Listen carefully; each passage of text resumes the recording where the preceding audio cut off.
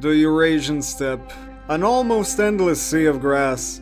To some, the end of the civilized world as they knew it, beyond which lie only death, cannibals, genetically engineered protoceratops, aka griffins, and horse-loving savages.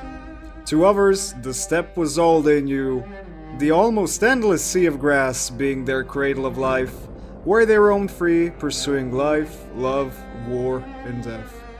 The first episode of Walk the Way of the Warrior focuses on these wolves of the steppe, these rough riders. And no, I'm not talking about these guys from the picture. I'm talking about the Royal Scythians. Oh yeah.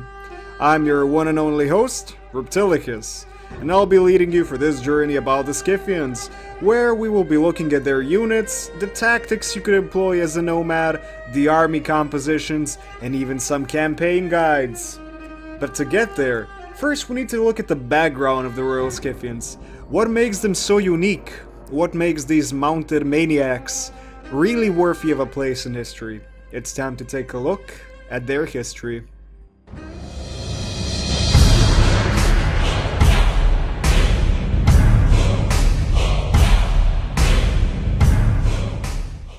The Scythians were nomads of Iranian origin, and their language is set in the Eastern Iranian group. Unfortunately, Scythian is pretty much a dead language, so unless you've got a time-traveling machine, good luck hearing proper Scythian. However, there is some possible name reconstruction, such as the name of the Scythians, Skuda, later corrupted into Skula by the Royal Scythians. According to a lot of ancient writers, the Scythians were noted for their physical appearance. They were very tall, with blonde hair and fierce, deep blue eyes. That sounds pretty romantic, I'd have to say. They also, according to some propaganda, loved drinking blood of their enemies, collecting scalps as trophies, and even using them as napkins. I don't know about you, but that sounds pretty kick-ass. When it comes to grave finds and artistic depictions of the Scythians by Greeks and the Scythians themselves, the appearance matches the sources. They were predominantly European in appearance, with some Uraloid mixing in the east. The territorial range of various Scythian tribes, as we all know them and love them, was from the parts of the Balkans, the Carpathians, Poland, all across the Eurasian steppe, into Central Asia, with Tarim Basin being the final frontier, so to speak of. Fortunately for the nomads, there is no such thing as a final frontier. They're supposed to be always on the move, in search for conquest, plunder. The Scythians were never a truly united people. They were always splintered into minor tribes, or larger tribal confederations. Some tribal names faded from history, while some live on with a good reason. Some of the more famous Scythian tribes are the Agatirsoi, who were noticed for painting their bodies with blue tattoos and dyeing their hair blue, and they also dominated a large part of the Dacian peoples. The Parni, who gave rise to the great Parthian Empire in the east, and the heroes of our story, the Royal Scythians. One tribe to rule them all. The composite bow and javelins were the main weapons of the Scythians. People tend to associate the Scythians exclusively with mounted archery, but that's not the case. Javelins feature quite heavily in grave finds, and they were usually the weapons of choice of the younger warriors. Contrary to popular belief, the Scythians also fought as lancer cavalry. There's been a large number of lance finds in graves, and they're usually broken for ritual purposes. The Akinakis and the very own steppe axe are quite the iconic weapons of the Scythians, further testament of their melee prowess. And by the Iranian custom, the Scythians wore a belt which was specially designed to hold daggers. The life of a conqueror is not easy, and the Scythians were very well aware of the fact. However, being a conqueror has certain benefits. Riches beyond your wildest dreams, all the enemies you can kill, and all the slaves you can grab. Sounds like a pretty good deal to me. In the 7th century BC, the Scythians brewed up a massive shitstorm in the world. They constantly raided and harassed the Caucasus area, where they absolutely devastated Urartu. They moved southwards into Media and Assyria. Media was under constant Scythian pressure, and the Scythian influence was very heavy.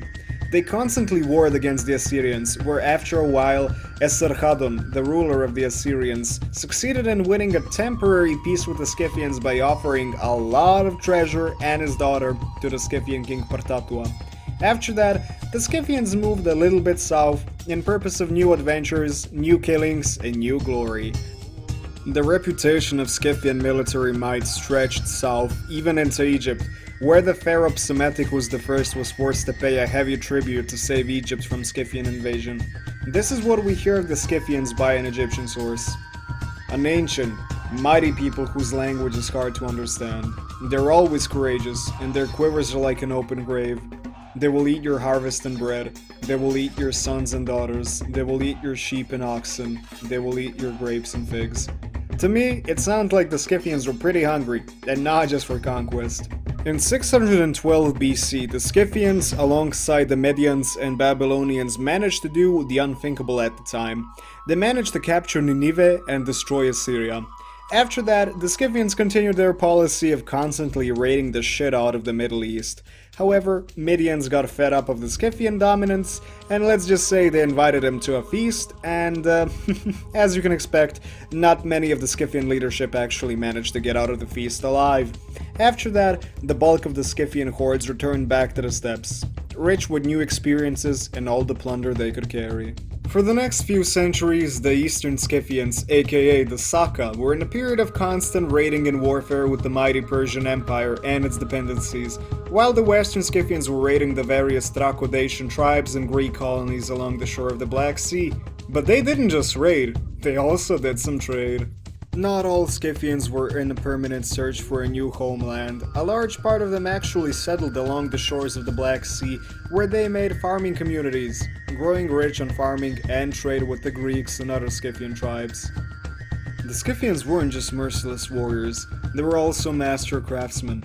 They made beautiful metalwork, most commonly adorned with various animal motifs, such as deer, dragons, horses, and even griffins. During the 4th century BC, the Scythians were back on track when it comes to subjugating others, the way it should be. The new Scythian confederation reached its peak during King Ateas. Interests clash, and so do armies. Ateas found himself in a conflict with Philip II of Macedon over Thracian lands. During the battle, Ateas was killed and the Scythians were broken. This marks the beginning of the decline of the classical Scythians.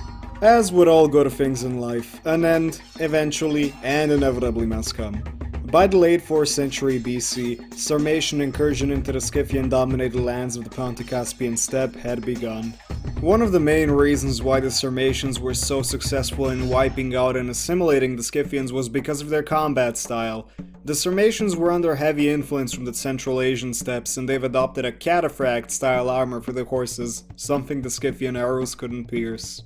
In the west, during the 3rd century BC, migratory Celts displaced Scythians from the parts of the Balkans, while various Dacian tribes broke free of the chains of oppression. By the 1st century BC, the remaining 3 Scythian tribes had either been conquered, completely destroyed, or assimilated into the Sarmatian confederations.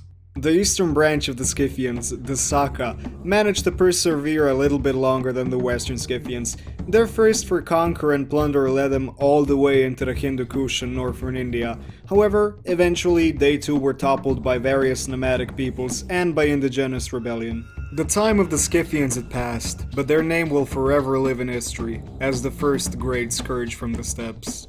So far we've learned something about the Scythian history. Cruel, cunning, crafty, merciless warriors on horseback, born and raised in the saddle. Those are the men, but the general who is gonna lead them into battle needs to display the same characteristics. He needs to be of a firm hand, cool mind, and devious in tactics. What kind of a general are you?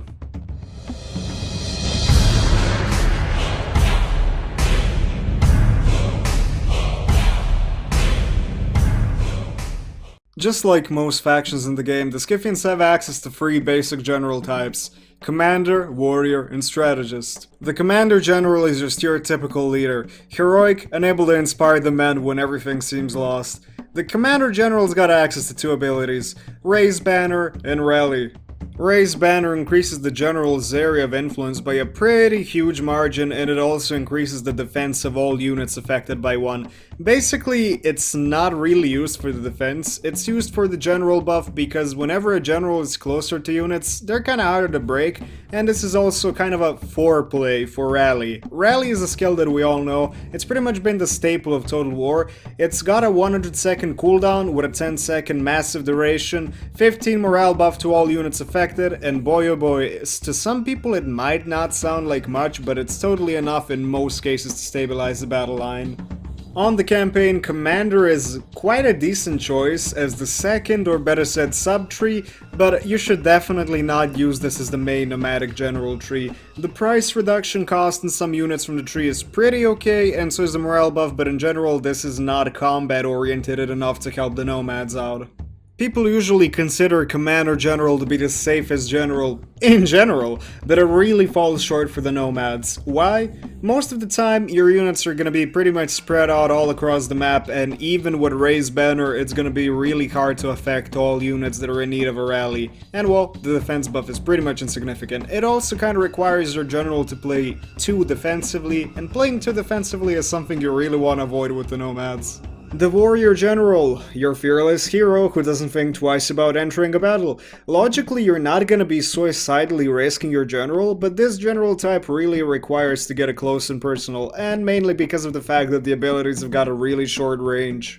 Warcry's got a 100-second cooldown, it lasts for 10 seconds, and for those 10 seconds it reduces the enemy morale of one single unit by 20 points, which is actually pretty damn big to begin with, but combine that with Flaming Shot, which reduces it by another 10 morale, and Whistling Shot another 8, holy shit, 38 morale right off the bat, and trust me, that is absolutely crazy. The only downside is, it's got a really short range, it's practically almost melee range, and it lasts only 10 seconds, so you really need to make this one count. Intimidate is the other ability available to warrior generals, and it's pretty cool. It prevents an enemy unit from using all of its abilities for 1 minute, and it's got a 100-second cooldown. Basically, what does that mean? You can completely shut down an enemy general, all the special abilities are gone, even let's say a deadly unit like Cataphracts without trample. Basically, the ability's got a really high skill cap, you gotta predict your enemy's moves in a way, but the big downside is, it's got a really short range, and you kinda pointlessly expose your general to danger.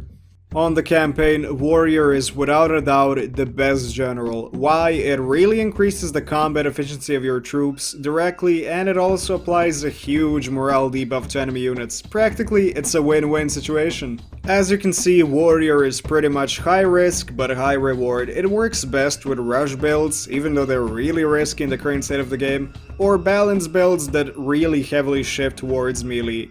Strategist generals have got some pretty nasty tricks up their sleeves. One of them is Second Wind, an absolutely amazing ability which removes fatigue from a single unit. And I mean completely, for the duration at least, until you get your men tired.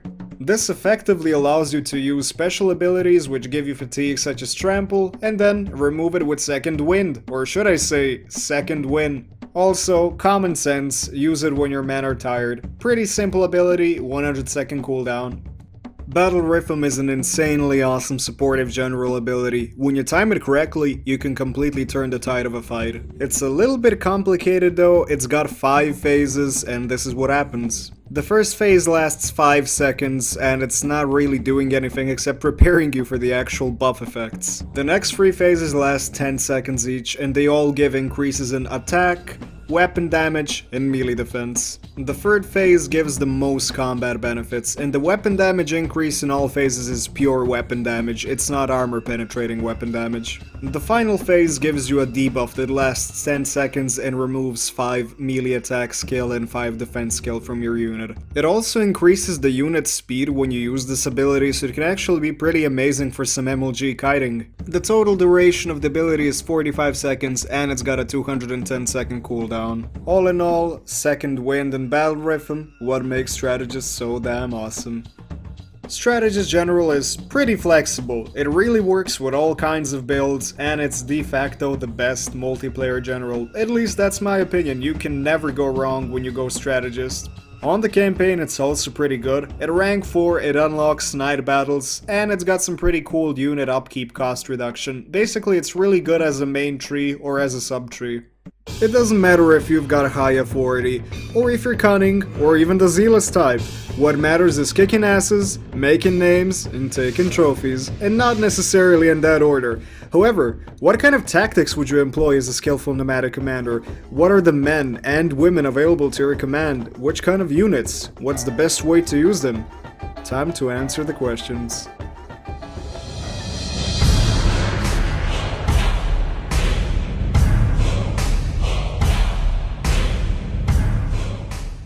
You all know him, a lot of you love him, and at the same time a pretty large number of you hate him as well. Costing only 360 talents, steppe horse archers are the bread and butter of nomadic units, and at the same time they definitely are one of the best units in the entire game when it comes to a cost efficiency point of view. Now when you look at their stats the first time, you might think these guys are just nothing special, with low armor, low HP and all that kind of stuff, but don't let that fool you. They've got insane bow damage, and even though their range is not as good as slingers or archers using the composite bow or recurve bow, they're without a doubt excellent. Combine that with MLG nomadic kiting tactics, shit is gonna die. All in all, 10 out of 10 with steppe horse archery again. One of the only 150 range horse archer units in the game, Scythian Amazonian riders, absolutely brutal. They cost 400, which is a little bit pricey compared to the cheaper generic steppe horse archers, but these babes are totally worth the price. They've actually got better morale, even though their HP and melee capabilities suffer as a result, but the extra 25 range is absolutely amazing. This allows for even easier, more effective, and more deadly kiting compared to the regular 125 range horse archers. It effectively allows you to casually destroy 150 range foot skirmishers by proper kiting and usage. All in all, definitely one of the most cost-effective units in the entire game compared to what they can do, definitely in the top 3. As you can expect, the armored horse archers are a direct upgrade from the regular steppe horse archers. Now, they cost 580 talents, which is kind of pricey, but there's a good reason for that. Compared to regular horse archers, these guys' melee attack is absolutely insane. Their armor is a little bit better, even though it's still weak, and that still means they can get shot to death pretty easily, and well, logically, the HP and morale are gonna be better.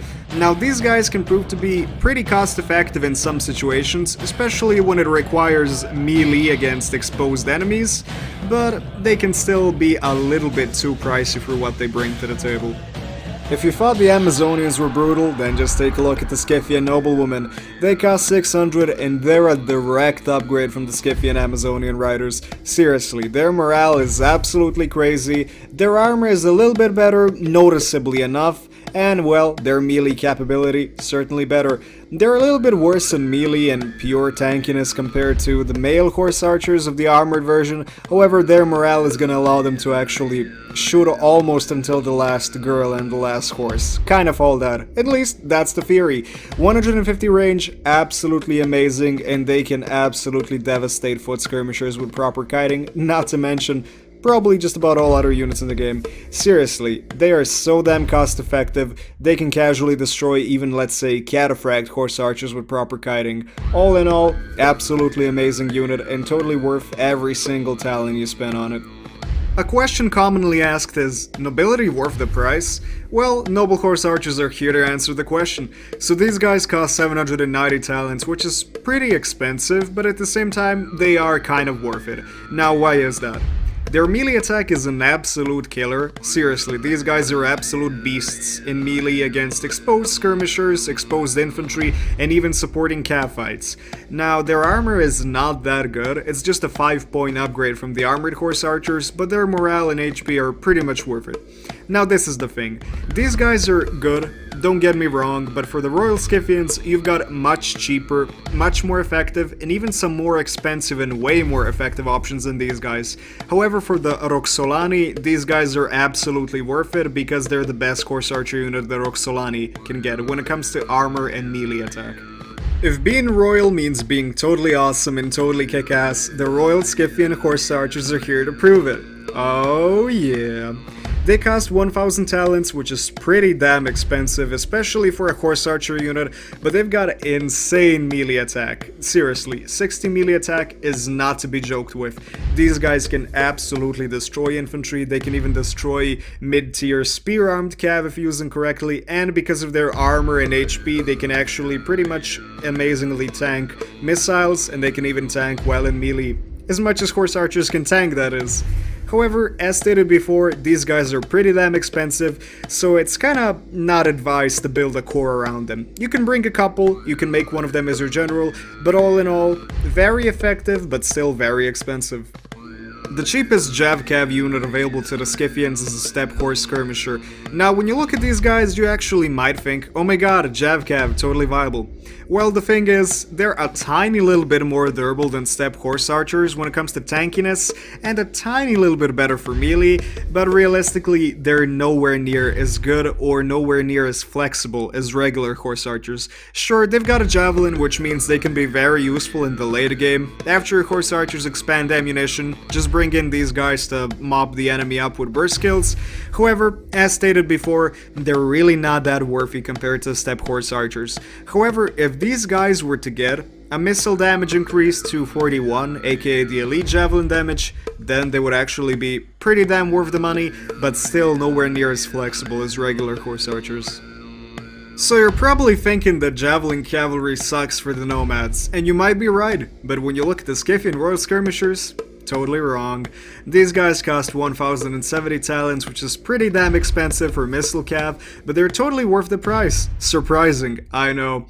52 melee attack is not a joke. They can destroy infantry, they can destroy spear-armed cavalry, which makes them really good, and what's also awesome about them, 60 armor, 20 shield value, which means they can actually tank pretty damn decently in melee and tank missile fire as well.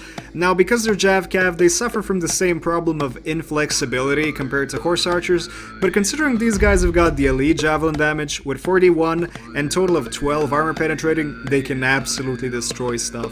They can butcher shock cavalry, they can be used in the late game against infantry, after the horse archers whittle down the HP of the enemy infantry. All in all, these guys might be pretty expensive and a little bit inflexible, but they're absolute murdering machines.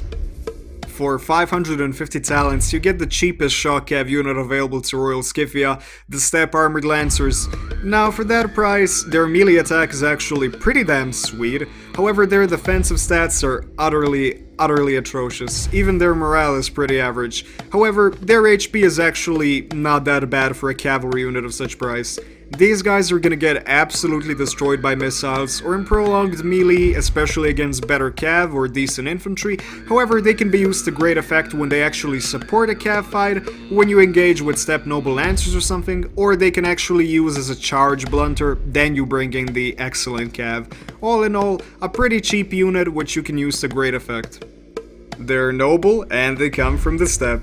Costing 750 talents, Steppe Noble Lancers represent, without a doubt, the best mid-tier shock cavalry unit in the game, and at the same time they're one of the most cost-effective units in the entire game. Now, why is that? When you look at their charge, it's actually pretty damn crazy. Combine that with their insane melee attack, oh my god, shit is gonna die. Now, what's their only drawback? Well, they've got 40 armor and no shield, logically, because they're shock cavalry, so they are going to be suffering a lot from missiles and from prolonged melee contact. I'm not even gonna talk about the defense, because that is to be expected, because, you know, shock cav.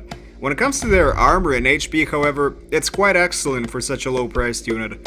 What does that mean? Steppe Noble Lancers can be absolutely devastating when used correctly. In a way, you can even call them game-breaking. Of course, though, they're shock cav, so they need to be used very carefully. All in all, 10 out of 10 would gain ability and step right again. Scythian Royal Horse. Without a doubt, the best melee cavalry unit in the game, when we're talking about elites at least. Why is that? They cost only 1200, which is kind of cheap for an elite melee cav unit. Their defensive stats are absolutely amazing. Their offensive stats are actually pretty damn great as well. And what does make them so awesome? Well, they've got a 15 bonus versus large, which is pretty awesome because of very few elite melee cav have got a 15 bonus versus large, and to top that off, they've got Draco. Draco, as you all know, reduces the bonus of units versus large. In this case, it reduces it by 10. It does not remove it completely. What does that mean? Scythian Royal Horse can actually be pretty aggressive against infantry, as long as you use it correctly. Scythian Royal Horse? Royally awesome. We've seen the units of the Royal Scythians. Now it's actually time to crack down on some tactics. The thing we've been waiting for.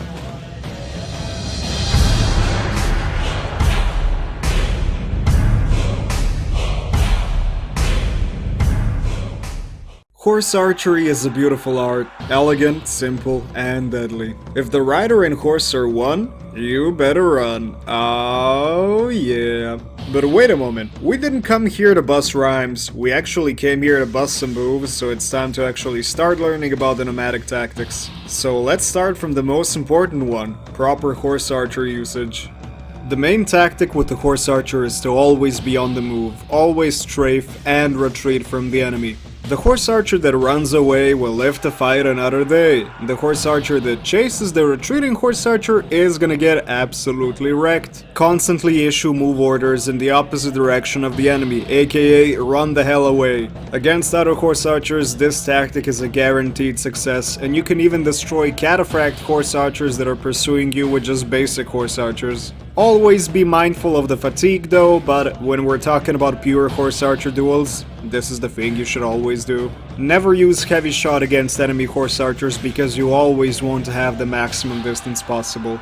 Keeping fire at will on against other horse archers and cavalry is quite advisable. You're not gonna be wasting any ammunition for sure. Attack orders have a tendency to bug out and make the unit actually come closer than its maximum range, so fire at will in this scenario is just way better.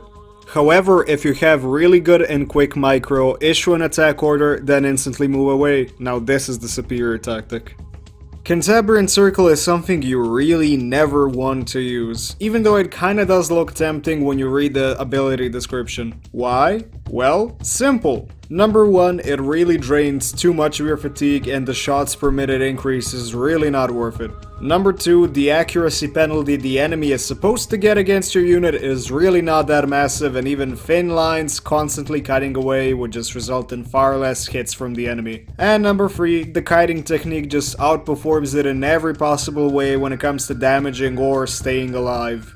Depending on the unit in question, foot missiles are gonna absolutely devastate stationary horse archers. Unless we're talking about cataphracts, cause oh my god, cataphract horse archers are absolute beasts. Even though things look a little bit grim for the horse archers, they actually have a huge advantage over the foot missiles. Their mobility. Basically, against foot missiles, you should also be retreating. Hover between your maximum range, the enemy's maximum range, and a little bit of space above the enemy's maximum range. Due to horse archer mechanics, you will still cause a lot of damage to them. The enemy missiles are gonna waste their shots, waste their ammunition, and just do way less damage to your horse archers. By effectively doing this, you can destroy even elite missiles, which is the cheapest horse archers available.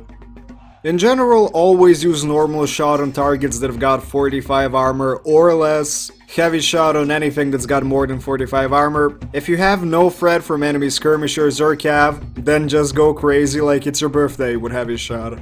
As we all know, pike boxes are considered to be the ultimate bane of the nomads, but luckily, and even better said, thankfully, we've got all the tools that we need to deal with them. Oh yeah. When you're shooting pikemen, do it from the behind, hehe.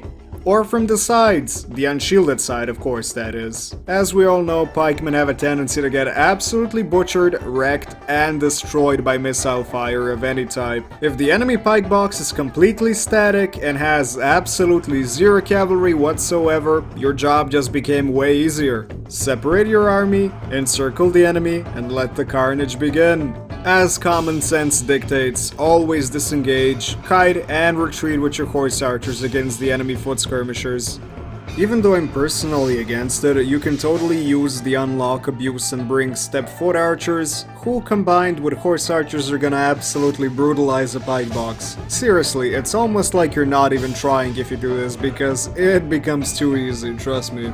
If the enemy pike box has got some cavalry units, things become a little bit trickier because he can use the cavalry to try and scare away your horse archers, effectively distracting you from targeting the proper targets, and he can try to block your cav when it tries to exploit any enemy mistakes or just do damage. This all depends on the number of missiles you've got in general, but you can afford to split up targets. Let's say one flank targets the skirmishers, the other targets the cab. When it comes to single player army composition, now let me tell you one thing, it really does not matter. The AI is incapable of dealing with massive horse archer spam or even with shock cav spam, so think of that as you will. Basically, you can never go wrong with any army against the AI. When it comes to multiplayer though, things do get a little bit tricky. For example, here's a really nice balanced build that I use. It's got 6 horse archers, this is practically enough horse archers without making it a horse archer spam. You got some elite melee cav and you got a ton of shock cav. Basically what you do here, use your horse archers to kite the enemy into death, shoot up, cycle charge non-stop with the shock cav, and make liberal use of Draco on the royal horse. This build is a total killer against a lot of stuff. Here's another pretty amazing build. It's kind of balanced, it's got 8 horse archers, which is a little bit more than I usually bring, but this is totally effective. It's got less shock cav as a result, but the horse archer numbers are deadly, especially because it's Scythian Amazonians and Scythian noblewomen. Absolute game breaker. Basically, you can never go wrong with this build as well. It's totally able to deal with everything. Here's an interesting Massagete army which actually combines some decent horse archers with some brutal shock cav. Here's a Roxolani build of mine which is kinda balanced. It basically has a decent number of horse archers that allows you to shoot the enemy to death, and then if anything survives you bring in the insane shock and melee cav. We've seen the units available to the Scythians, all brave men and women, ready for command. We've seen some tactics, the best ways to use the Nomads to ensure a guaranteed victory. However, what would you need to do on the campaign to actually ensure that your nomadic legacy lives on under the name of the Royal Scythians? What would you need to do to create a standing nomadic empire that would actually last for, well, probably till the end of the campaign?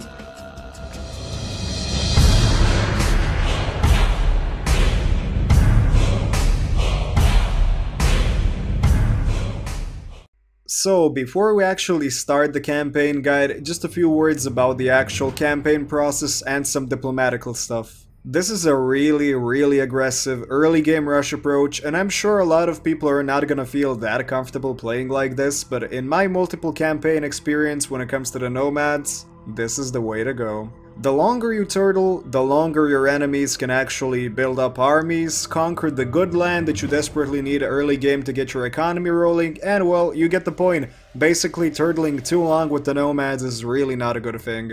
Before we actually start bothering with diplomacy or any gameplay of the campaign at all, just this little thing. Raise your taxes to the highest for the first 2 turns, cause trust me, you're gonna need every single dime, and you can actually manage the unhappiness in Ponto Caspia quite easily. So now it's time for the diplomatical stance at the beginning of the campaign. The Katiroi are the closest to you, they don't really like you, and logically you're not supposed to like them. They're your first target for expansion, but don't worry, we're gonna get there. The Budinians are kind of your friends, but at the same time they're kind of friends with the Katirois, so there is a chance after you kill the Katiroi that the Budini are actually gonna attack you. Before you take any gameplay action, try to actually get a non-aggression pact with the Budini. Even offer them some money if you have to, because if they attack you in the early game, you can beat them, it's no problem, but it's gonna derail you from the actual early game conquests, something that's really important. The Bastarne, you can become friends with them after you kill the Katiroi on turn 2, so non-aggression pact after that, and everything is well. Chimerians, this is a little bit crazy, they're friends with you, but you really need their land, you're actually obsessed with getting their land, but we'll get to that part later in the guide. Siratzes, well, let's just say nobody really likes these guys except Kolkhias a little bit, and nobody really cares about these guys, so they are gonna be dying eventually. Aorsi are your friends, at least at the start, and eventually you're also going to be absorbing them. All is fair when it comes to Nomads.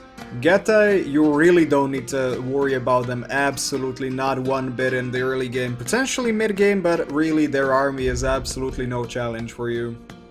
So first things are first, then we're gonna be starting off with the research. Supply foraging, you definitely need this, you get extra ammunition, and champions are gonna be actually viable in the late game. Mid game, as you all know, agents are absolutely crazy. So the next thing is gonna be securing promotions for your family members, because you start with like 50 something% and that is really not cool. You get a lot of benefits the more political power you get, up till 70% is ideal. If you want to avoid a civil war late game, but that's something for a different part of the video. Anyway, 68%, that's okay for the start, and this is what you're gonna be doing. You're gonna be moving Irbis, here you're starting spy, to the settlement of Olbia, Katyaroi, and you're gonna start poisoning the garrison. Why? You're gonna be going to war with these guys pretty much ASAP. There we go. Sabotage successful, and you're gonna be attacking your agent into the poison tree, basically go with cunning. And why is that good? Well, we all know poisoning is gonna be pretty insane. Now, what you do next is move the battle axes here. They're led by this really cool guy called Mordos, who's actually not a bad guy, and he happens to be your faction leader, and then you start massively recruiting like crazy. Get like 5 step horse archers, that's the maximum you can recruit, without any buffs in your home province, and then you raise another general. Now you can always look who is the best, like, for the stat-wise, but at the moment it seems that Ohuarzenes is pretty damn awesome. And why are you gonna raise an army? You shall see. Anyway, that's turn 1, and we will see what happens next. Okay, now it's time for turn 2. You take this army led by Ohuarzenes, or whoever is gonna be your general, put him on the border with our dear friends Chimeria, and start recruiting some horse archers, preferably the maximum and maybe some mercenaries, but we'll get there later. So then you take Irbis, our lovely spy, and you start sabotaging again. You always want to poison the wells on the actual settlement and not on the actual port, because the main enemies here are gonna be the garrison troops and they're really screwed up. So by some miracle my spy is actually level 3 now and we are gonna be attacking. So now directly declare war on Olbia, on the Katyaroi, and it's time to wreck some faces. As I've said, this is not a let's play, this is just a guide, so we're gonna be skipping the battle. The battle tactic guide is actually in the earlier parts of the guide. Anyway, moving on and see what happens after this. After the conquest of Olbia and declaring war on the Chimerians, you can actually move this, start recruiting some mercenaries and normal troops, and well, pray for the best. You can also recruit an additional general who is gonna be a very good wild card in the future war against Chimeria. There we go. Now all you gotta do, end turn and pray for the best. Or in other words, for the Chimerians to actually fall into our trap. So, would you look at that, Chimeria actually fell into our trap, and now even though the odds are completely against us, it's time to wreck him. So it's officially turn 3 and this is what we're gonna be doing. First, you're gonna lower your taxes because the public order is gonna start to rack up, winter is coming, and that is not a good thing in Total War. Move your spy, Irbis, towards this area. Basically, you're gonna start making this guy ready for your further conquest of the steppe, and you can also move your army from Olbia into Solokha. After that, it's practically move your third army, aka the guys who just kicked the living hell out of Cimmeria, into here, and we're gonna be fighting. Now, if they have an army like this stationary outside, you can casually force a garrison battle, and that is gonna mean too easy to take Panticapel. Just too easy. So, after the battle, we'll see what happens. It might seem a little bit redundant to actually conquer Chimeria so early on, because they're kind of friendly, you've got trade going on and all that kind of stuff, but trust me, it's absolutely necessary. Chimeria has a tendency to become very powerful in the campaign, at least in your sector of the world, and you really don't want any competition, so to speak of.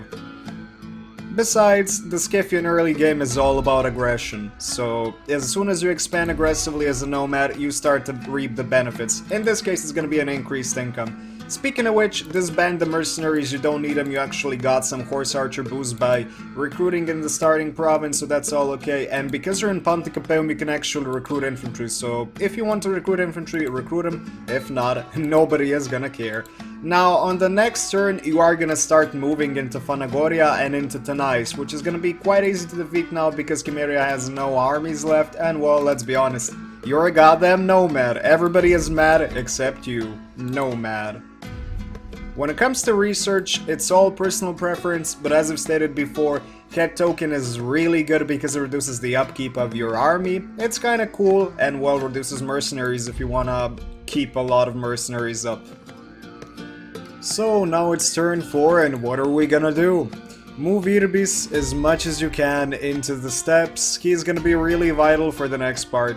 Now also, you use this army here, the battle axe is the one that came all the way from Olbia. Put it here on the edge, we're gonna be massing our troops as much as possible for the inevitable conquest of the steppes. I mean, come on man, you're a nomad, you gotta live somewhere, am I right?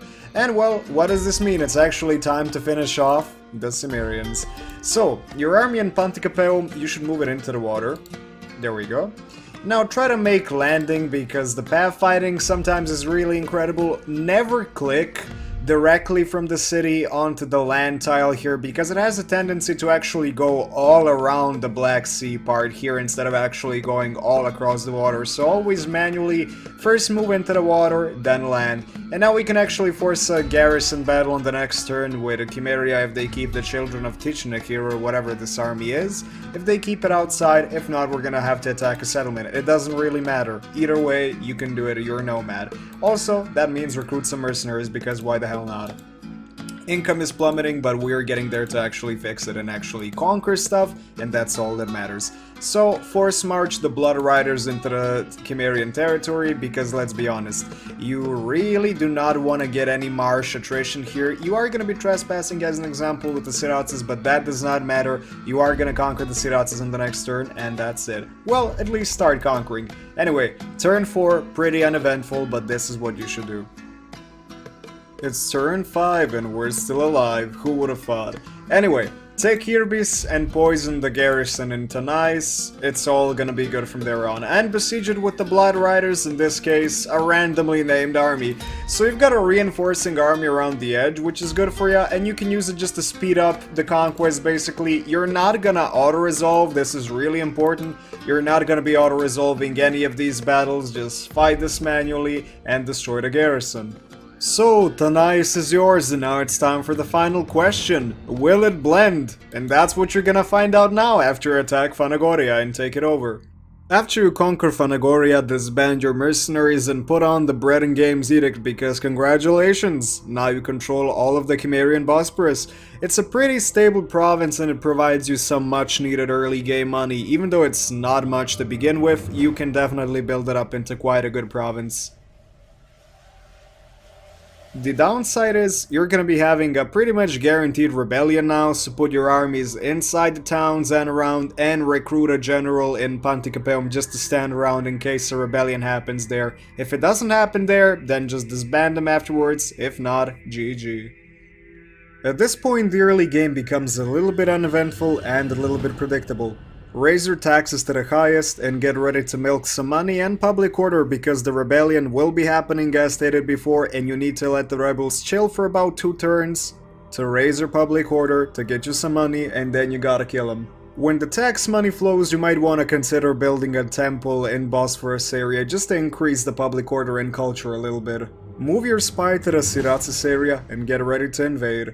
Move your closest army in Tanais into your main province and start recruiting as many horse archers as you can. Even if you're not at war with the Siratzes, they actually have a tendency to sometimes appear directly on your borders or in your territory in force march, which means perfect ambush time.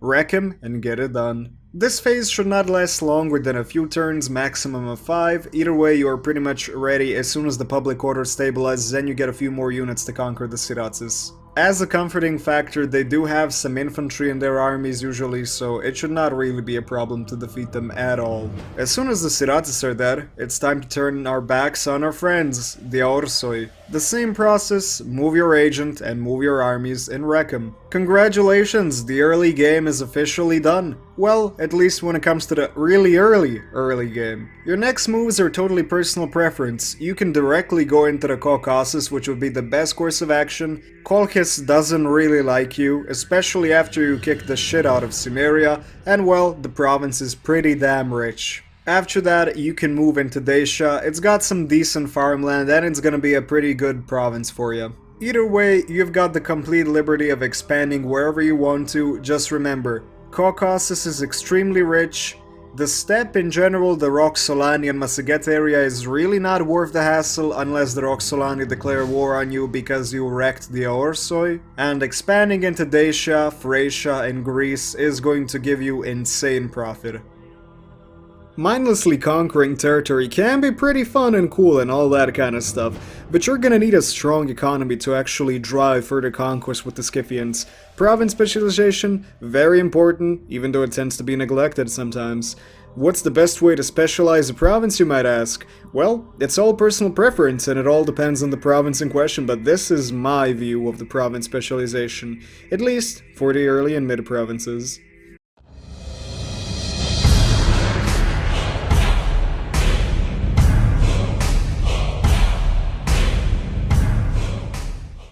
Building a decent economy with the Scythians is a little bit difficult in the early game because your starting province is really not that rich in the early game, and a lot of your money, since you are going to be following this guide for the early game rush, is going to be going to the unit upkeep. You will be conquering some good land very fast though, and that is going to allow you some economical breathing space. The Scythians get a 10% wealth increase from industrial buildings, which is insane, especially because barbarian industrial buildings are actually insane moneymakers.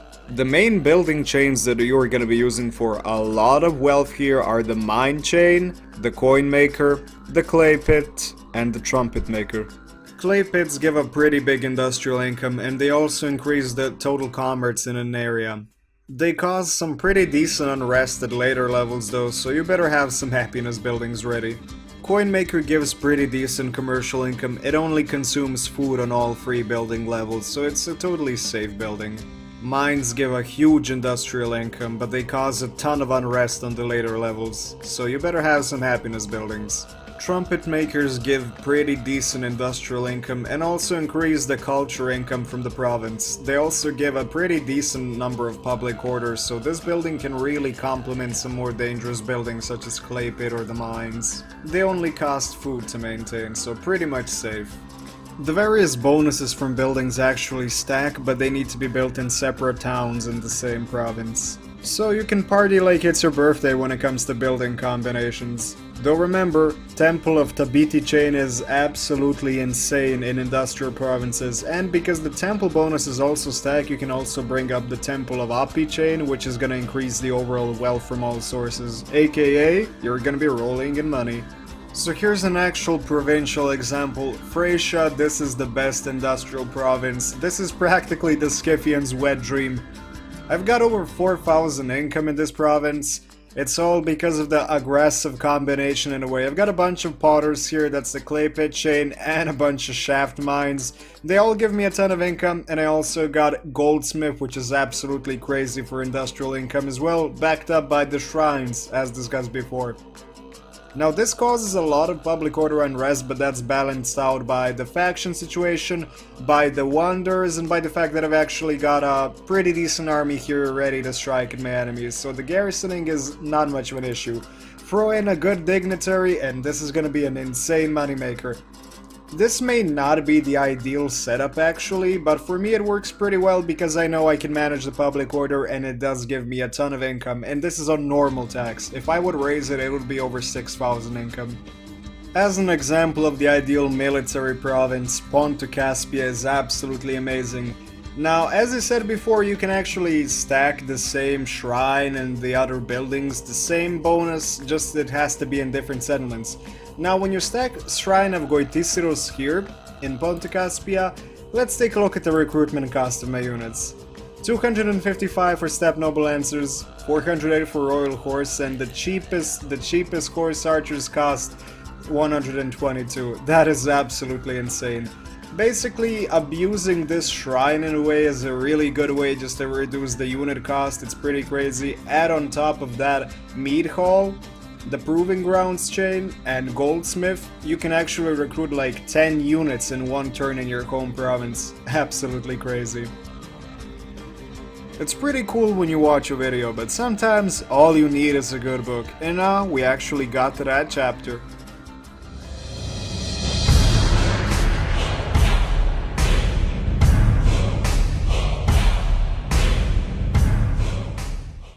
If you're looking to dig deep into more historical information about the Scythians, Sarmatian, and various other nomadic peoples, here's a pretty short but pretty awesome list of books that you should read on the matter. Trust me, it is gonna be pretty enlightening.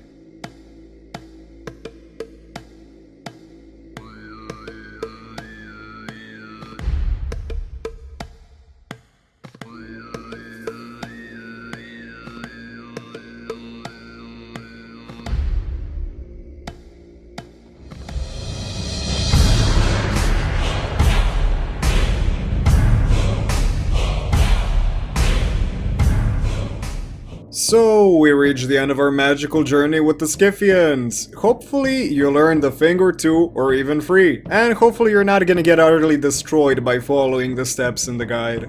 There are gonna be more guides coming out shortly after Total War Attila's release, though they do require a lot of effort, so show some support. Share the video, the most important thing, because we want everybody to see the nomadic glory. Like, and even subscribe. Until the next time, keep calm and get Reptilicus.